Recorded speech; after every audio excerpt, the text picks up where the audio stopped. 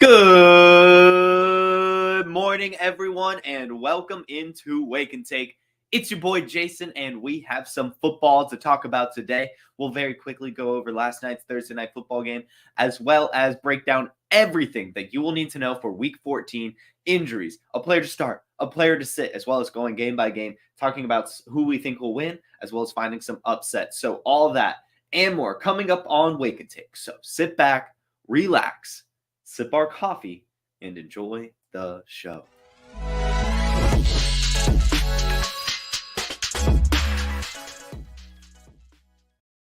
Good morning, everyone, and welcome in. It's a beautiful Friday. We've got football coming up this weekend, the last Wake and Take of the weekend. On Friday mornings, we start things off usually by talking about Thursday night football. Well, if you tuned into yesterday's show, I was honest with you. I did not end up watching this game. Tuned in a couple times, of course, saw the highlights, saw what happened, and I guess I just have to only really apologize for saying how boring of a game this would be. It was at least kind of exciting. You know, they hit the over. Bailey Zappi had himself 3 touchdowns. Ezekiel Elliott went over 100 all-purpose yards, scored himself a touchdown. Hunter Henry had 2 touchdowns. Deontay Johnson got a touchdown. Mitchell Trubisky threw an interception in classic Mitchell Trubisky fashion, but still, it was a pretty standard football game. It wasn't that bad, so I apologize for that, and then I apologize for not being a bit more firm on Ezekiel Elliott. I said that he'd get you there in PPR, which of course happened, but he got you there in standard too. He got a touchdown. He had a good bit of receiving yards. He got the rushing yards. It didn't look that bad either. So Ezekiel Elliott looking like someone that can actually be started rest of season, as he looks a bit sprier than he did last season with this full workload. So anyway, not much to take away from that one other than that. Like I said, I didn't watch it, so I don't want to bore you with a bunch of details that I don't even really know about. But hey, football is football, and that's a lesson learned. I shouldn't have just been so upset about that game and did not want to watch it. But hey, good one. Good game, fine game. We'll move on, though, as we talk about all the injuries that you need to know and keep your eye on this weekend. There's a ton of them. There's an absolute ton of them. So we're going to go injury by injury. I didn't do many limiteds unless it was people who had been out. So again, we're back to the did not practice mode. First things first is Lamar Jackson did not practice yesterday. However, it was just an illness. I assume that Lamar Jackson will be fine, so don't really worry about it too much. He's just sick right now. Maybe not even going to practice today, as we'll find out, but he should be good to go by Sunday. Dawson Knox, we talked about yesterday. He's looking like he will be returning. He did have a full participant in practice this week, so Dawson Knox should be full go against the Chiefs on Sunday. Again, I do believe that it's not going to do that much to Dalton Kincaid, really, if at all. Dawson Knox had no games above 25 yards or 3 receptions this season and really was not that productive in terms of fantasy football. He's just out there on the field. So don't worry if you own Dalton Kincaid. And then also, it'll just add like a little bit of a red zone threat for Josh Allen, but no major concerns about Dawson Knox returning. Next, we talked about Hayden Hurst yesterday, how he's, out indefinitely, basically reverted into, a lesser brain. He has the super mega epic concussion, as we called it. But he actually picked up a limited practice. He picked up a limited practice yesterday. Hayden Hurst was out there practicing with the Panthers despite his amnesia, his post-traumatic amnesia caused by his concussion. So just a quick little clap from him, as he seems to be a warrior. I don't know how he did it. I definitely was not expecting him to be on the field at all this week. But there he was. He did it. Hayden Hurst out there practicing this week, looking like he might actually return this season instead of retiring, which many were speculating given the severity of this injury. But hey, just again, little clap for Hayden Hurst, who was limited practice yesterday.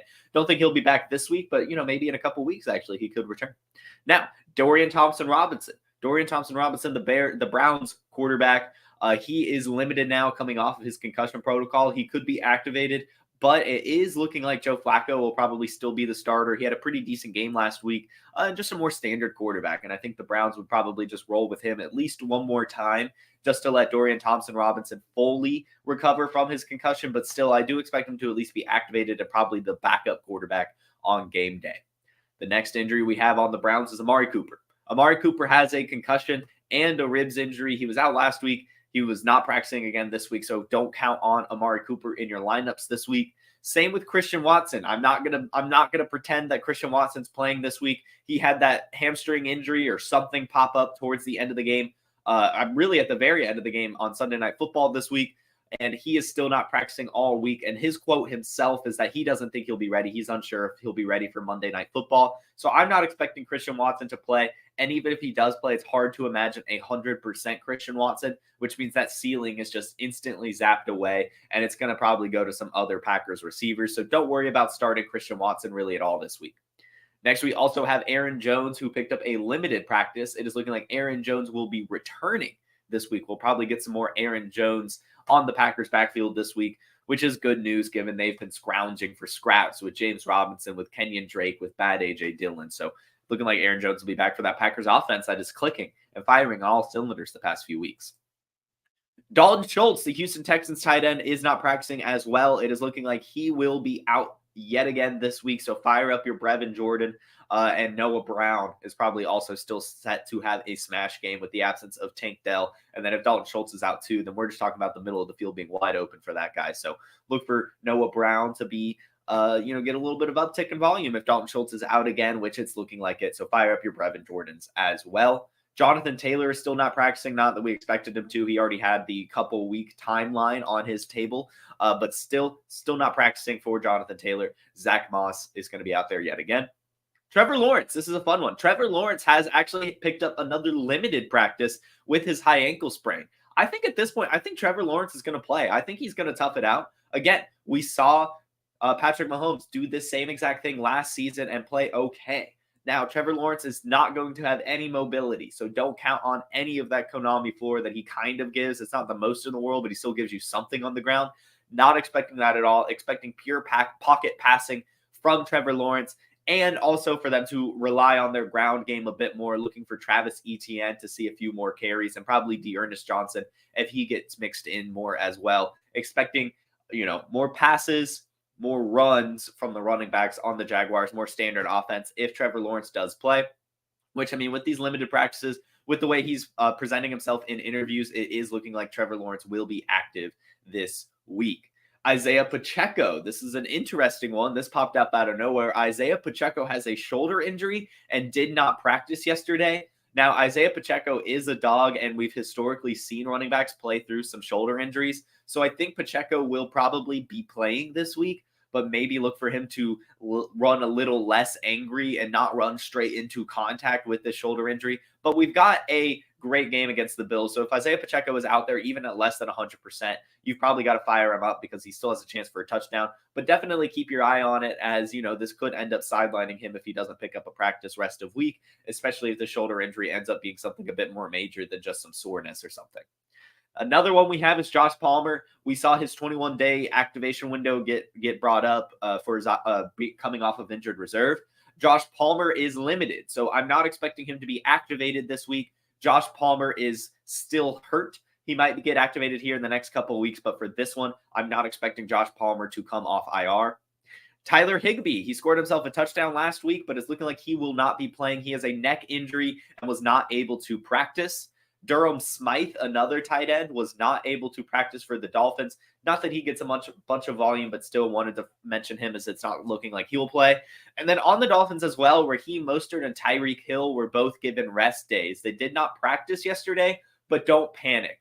They were reported as rest days for those two, so they should be fine going into their matchup this weekend. Another did not practice, and this is a lot of them. All of these players I'm about to name off are Saints that are having some injury concerns here. We have Kendre Miller still not practicing, and Rashid Shaheed still not practicing. Taysom Hill is now not practicing as well. He picked up a foot and hand injury, and Chris Olave did not practice with an illness. So Chris Olave should be fine, but I would be concerned about Kendre Miller, Taysom Hill, and Rashid Shaheed. If all three of those guys are out, we're looking at an Alvin Kamara smash game. So definitely keep your eye on that, because it would be amazing if Alvin Kamara could get the action. Now, we also have Derek Carr, who picked up this injury on Sunday. A lot of people were expecting Jameis Winston to come in and start this week. I don't think that's going to happen. Derek Carr has been picking up some limited practices this week, is battling through his concussion, rib injury, and shoulder injury, his throwing shoulder. But still, to see these limited practices from a quarterback like Derek Carr, I think he's going to be active. We've seen it already this season where we thought Jameis Winston was going to get the start, and then Derek Carr just powers through an injury to be able to return. He just plays through his injuries. He's a really tough guy. Seeing these limited practices makes me think that Derek Carr will be active on Sunday. So just keep your eye on that and potentially try to sell your Jameis Winston while he still has some arbitrary value. Next, we have Aaron Rodgers, who last week we had his 21-day practice window opened up. He is still limited practicing. Again, I'm not expecting Aaron Rodgers to return this season. The Jets' playoff hopes are all but smashed, so I don't think Aaron Rodgers would come to a dead team, especially so quickly from an Achilles injury. I think this is all just a publicity stunt at the end of the day. Also, Breece Hall on the Jets. He picked up an ankle injury this week. It is looking like he will be playing, per his own words. Breece Hall came out and said that he expects to play this week, so don't worry too much about him.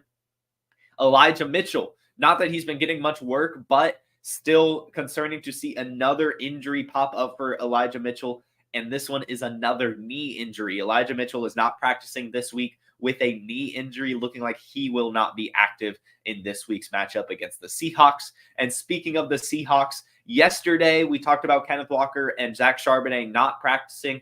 Today, or yesterday, they did start practicing. They both picked up a limited practice this week, which means to me, I think that Kenneth Walker and Zach Charbonnet are both going to be playing this week. I would just expect some sort of committee because neither of them are at 100%. But I do think this being a must-win game against the San Francisco 49ers, that Kenneth Walker and Zach Charbonnet will be playing, and that's suggested, of course, by their limited practices. So that is all the injuries I have for you guys. Let me see. I see some comments in here. I'm sure that we're going to talk about a few of takeaways here.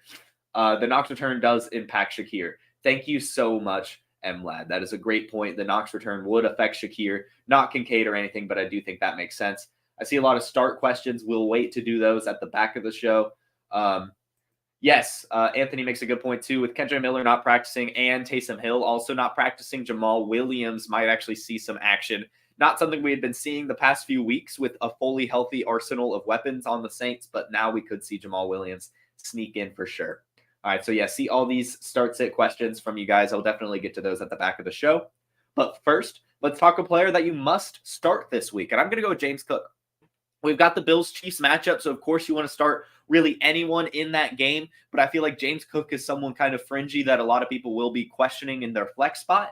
I'm going to say you have to start James Cook against the Chiefs. First off, the Chiefs are middle of the pack against running backs. They allow the 14th most points, which is pretty good, but also he scored 16 full PPR points in 3 straight weeks and has crossed 100 total yards in 3 straight weeks. I think that they will rely on him in this game, and he will not only get some pass catching work, but also a good bit of rushing volume. I'm going with James Cook against the Chiefs. I think he needs to be started up. And I'm going to go with a 20-point projection. I think that James Cook will eclipse 20 points in this game. And my sit, it's basically all Bears running backs, but also Deontay Foreman, Khalil Herbert, and Roschon Johnson, like specifically. I guess that is all the Bears running backs. But basically, I'm saying to sit them. They're playing the Lions this week, which are top 4 against running backs. And when you have this much of an unclear backfield, I just don't want to risk it, especially this week being week 14. It's a must-win matchup for so many fantasy gamers out there that I feel like the Bears running backs are one that are very, very questionable. You have Deontay Foreman, you have Khalil Herbert, you have Roschon Johnson, and you have Justin Fields getting some carries.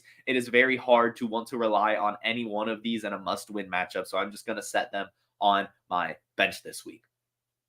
So that's my must-start and must-sit. Let's go game by game. I'm going to share my screen. We'll do as usual. We will talk about the Yahoo Pick'em League, see what we can get ourselves into, talk about some of these games. We've got an interesting slate this week. It's not the worst in the world, not too bad, not too shabby, but here we go. As you see, I didn't pick Thursday Night Football, but as you all know from tuning in yesterday, I did think the Steelers would win this one, so didn't even matter. But Falcons, Buccaneers in Atlanta, going with the Falcons. This is a must-win matchup for the Falcons. The winner of this game will be first place in the NFC South and control their own destiny into the playoffs. With that being said, I think the Falcons are going to be fired up at home and take it to the Buccaneers and win this one for sure. And I think that Desmond Ridder has himself a pretty nice game in this one. I'm expecting a decent Desmond Ridder game. Next, we have the Lions versus Bears, and I'm going to go with the Lions winning this one. Obviously, they're just really good at football. I know they've had that loss on Thanksgiving week, but still, I think the Lions will be able to beat the Bears yet again. And plus, the Bears are fighting. They are very close now, especially with the Patriots winning, to be able to earn themselves that number 2 overall pick. There's a very high chance that they could have the number 1 and 2 this week if they lose out. So I'm going with the Bears, maybe keeping it close with the Lions, but ultimately losing. We have the Colts Bengals coming up. I'm going to go with the Colts. Actually, no. I'm going to go with the Bengals. I think the Bengals will keep it going. We just saw them beat the Jaguars last week, so I don't see why the Bengals wouldn't be able to keep the momentum going. I think that, Jake Browning is going to continue to play well, and a lot of it, again, is going to come from Jamar Chase. And we did see the unlocking of Joe Mixon in last week's game, so I think that'll continue. So actually give me the Bengals over the Colts. Next one, we got Browns, Jaguars, and I'm going with the Browns here. We're going to have less than 100% Trevor Lawrence, and to another extent, also a less than 100% Travis Etienne, who's been limited all week with his injury. So I'm looking for the Browns to actually win this one. I'm expecting low points. In fact, I might say to sit Travis Etienne, while I do expect a lot of volume for him, or really just the Jaguars running backs in general. I just don't like this matchup. I think it's going to be some tough sledding, and I'm not expecting a lot of points to be scored. Next, we have the Saints-Panthers. I'm going to go with an upset here. I'm going to say the Panthers get their second win of the season. I'm going to do it. I think that the Panthers will end up winning this game, believe it or not. We have a very banged-up Saints team, and the Panthers are playing better without Frank Reich now. I think they'll go into now their second week without him and be a little bit more fired up. And, working through some kinks that they worked through last week, I think the Panthers will actually upset the Saints in this one. Next, we have the Jets-Texans, and we've got to go with the Texans here. This is another one that I'm not expecting a lot of points to be scored. I'm very worried about what C.J. Stroud and Nico Collins will be able to bring to the table in this game against such a tough Jets defense. If you tuned into Trade Gods on Wednesday night, I mentioned that I want to buy Nico Collins for the playoff stretch, but I might think it's a good move to wait until after this game to buy Nico Collins because there's a lot of hype surrounding him right now. He's going to get matched up against Sauce Gardner, and if he has a quiet game, then you're going to be able to obtain him a little bit cheaper. Now, of course, that is a risk as the schedule opens up for the Texans after this week, and Nico Collins will have much easier matchups. But I think that risk is probably going to be worth it because I do think this could be a low-scoring game, and I think Nico Collins could have some tough sledding for sure.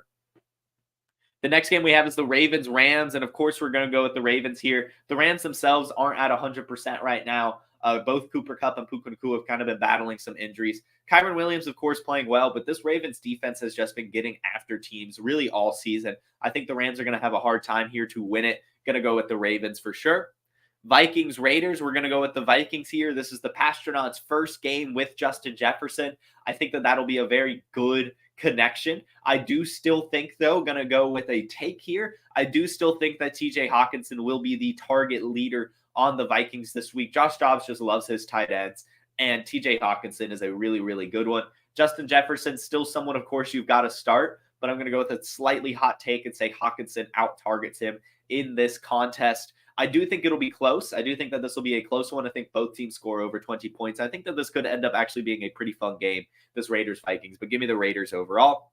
Niners-Seahawks, of course, we're going with the Niners at home for this one. Plus, they're playing so well right now. Everyone's at full strength, and it's showing in the quarterback play by Brock Purdy, who's just playing at an unbelievable level right now. So give me the 49ers and give me a tough day for the Seahawks. However, I do think Jackson Smith-Njigba has himself another good game in PPR. Not sure about the touchdown or whatever, but I think he can get himself double-digit targets yet again. We have a tough matchup for DK Metcalf and Ward, so look for just look for Jackson Smith-Njigba. I lost my train of thought there. Jackson Smith-Njigba to have a pretty good game, at least in PPR formats. Next, we have Chiefs-Bills. I'm going to go with the Bills to win this one. I think they finally get over the hump and beat the Chiefs in this game. And it's mostly just because Travis Kelce's not playing that well. Patrick Mahomes isn't playing that well. It's looking like Pacheco is going to be less than 100%. So I think the Chiefs are going to have a hard time keeping up with the Bills. I'm going to go with another hot take here and say that the Bills win by 2 scores. I'm going to go with the Bills beat the Chiefs by 2 scores in this game. Next, Chargers-Broncos. We're going to go with the Broncos here. The Chargers just not playing good football, and the Broncos are. I know they're coming off a pretty bad week last week where Russell Wilson turned the ball over 3 times. I think that they get right against the Chargers and win this game as well. Next, we have the Eagles-Cowboys, and I'm going to go with the Eagles bouncing back in this one. We do have Dallas Goedert returning, so this will be very cool to watch what happens with Devontae Smith and A.J. Brown. Devontae Smith especially, who has been on fire with Dallas Goedert out. I think it's going to continue. I know there's a lot of people out there that think he's going to go right back to what he was early season, but I just think that DeVonta Smith is too good to not get him the ball, and he's earned the right to get targeted over the last few weeks. And, you just get into these mindsets as a quarterback, and I think Jalen Hurts is going to continue to lock on to DeVonta Smith. I'm actually calling a DeVonta Smith game in general on this one here. I think DeVonta Smith is going to have a very good game. I think this is a full shootout. I think every single person you have on the Eagles or the Cowboys needs to be started all the way down to Brandon Cooks. It's going to be a fun game. Very fun game with huge implications, as I do believe now with the Eagles losing last week that the Cowboys can take first in the division with a win this week. I think they'd have the same record. So it's going to be a fun one. It's in Dallas, but I think the Eagles continue showing the Cowboys that they are the leader in the NFC East. Next, we have the Dolphins-Titans. Give me the Dolphins here. Another Tyreek Hill game, maybe a Waddle game. Who knows? Definitely a Devon Achane game, who's just so good at football. But either way, Dolphins beating the Titans here. This is a very good game for Will Levis. If Will Levis can go out there and just sling it and try to play some catch up and have some fun, I think that would be great. So I might actually look to buy Will Levis before this game, because I think that this could be a confidence builder for the young quarterback going forward. And lastly, we've got the Packers-Giants in New York, Monday Night Football. I'm going to go with an upset. I'm going to go with an upset and say the Giants beat the Packers here. Primetime game, Giants coming out of the bye. Tommy DeVito's got the confidence. Green Bay on a hot streak. I think the Giants end it. So those are going to be my picks. Really, the only upsets I have is the Panthers and the Giants winning. Oh, and Buffalo over the Chiefs is probably an upset as well. But I think these are some fun ones. I think we've got some good games coming up this week, and I wish you all the best of luck in your matchups. Now, let's go ahead and get right back into your questions before we sign out of here and get you all going to week 14. Starting at the top. How do you feel about Chris Godwin this week, Alec Pierce, and Cedric Tillman? I think Tillman has potential if Cooper is out. I would definitely start Chris Godwin out of all of those guys. I know he's not playing well, but at some point, something has to give at some point, right? And Alec Pierce, he's boom or bust, and I'm not going to trust Cedric Tillman, even if Amari Cooper is out. You've got to just start yourself some Chris Godwin. Do you flex Jaden Reed, James Cook, or Mostert this week? I would go with James Cook, Mostert, Jaden Reed in that order. I think that Cook is going to get you the best floor and ceiling. Mostert close behind, and then Jaden Reed pretty good as well, especially if Christian Watson is out. But I just think these other two options will get you a bit more upside and floor. Cole Kmet or Brevin Jordan? Let's go with Kmet in this one. We've got the Lions matchup. They do have some good linebackers, but the Bears are going to have to score some points. And Justin Fields likes Cole Kmet, so I'm going to go with Kmet. Let's see. Dobbs or CJ Stroud? Good question. Let's just go with Dobbs. This is the whole reason we've been holding on to and waiting for him and expecting him to start. Now we have Justin Jefferson returning. He's got all of his weapons. They're going up against a soft-ish Raiders defense, whereas Stroud has a pretty tough matchup. Now losing his best weapon in Tank Dell. I think it's going to be tough sledding for CJ Stroud that you can bench him for Josh Dobbs. Dontavian Wicks or Jalen Hyatt? Shoot for the moon and go with Jalen Hyatt. Isaiah Pacheco or Breece Hall? Both less than 100%, so you've got to play the matchup here. And in that case, it's Isaiah Pacheco against the Buffalo Bills. Ooh, defense question. Bills, Bengals, Vikings, or Jaguars? Let's go with the Jaguars. Actually, no, Vikings. Give me the Vikings defense. They're going to score a touchdown this week. The Vikings defense scores a touchdown off of Aiden O'Connell. Jake Moody or Greg Joseph? Jake Moody. Roshan Johnson or Kyron Williams? Kyron Williams, easy. Will Levis or Desmond Ridder? Give me Desmond Ridder. Just because I know I was just kind of hyping up Will Levis, but give me Desmond Ridder. I think that this being a must-win game for the Falcons in a divisional match to try to win the division, I think that it's going to come down on Desmond Ridder's shoulders, and I think he's going to get you guys a really good game, whether it be on the ground or in the air. I'm feeling a Desmond Ridder game. And then next, Deontay Foreman, Josh Kelly, or Chase Brown. I guess Deontay Foreman. Wow. If not, maybe Chase Brown. That's a tough one for sure. I wish you had some better options there, but it is what it is. But give me Deontay Foreman, and as he's the one that's, most starting. Dallas Goedert or T. Higgins. Give me Goddard. Give me Goddard in his first game back. Those potentially could have returned last week, so I do think he's at 100% and will be able to get his normal workload. And given it's a shootout against the Cowboys, give me Dallas Goedert. All right, looks like I got through all the questions, got through all the news, the injuries, the matchups, all that fun stuff. So thank you so much for tuning in. This was Wake and Take, and you guys were a fantastic audience. Thank you so much for tuning in, and I hope to see you all Monday, where I'll have the Ethernet cord back, so that'll be nice for this little out-of-sync lipness. So that'll be cool to see you all then. And we'll talk Week 14. What happened? So thank you all for tuning in. See you all again on Monday, 10 a.m. Eastern on the Player Profiler YouTube, Facebook, TikTok, and Instagram. Have a fantastic Friday, wonderful rest of your week, and good luck on all of your matchups. Peace. Hey, I want to take a moment to thank you for tuning in. It's important to me that all of our media be free. This is only possible because of you allowing a true independent sports media enterprise to thrive unlike any other in the business. So please subscribe to the All In Package to continue to make all of this possible, to ensure that all of our stats, information, data, content is available to you, especially you, the people that get the site and get the show.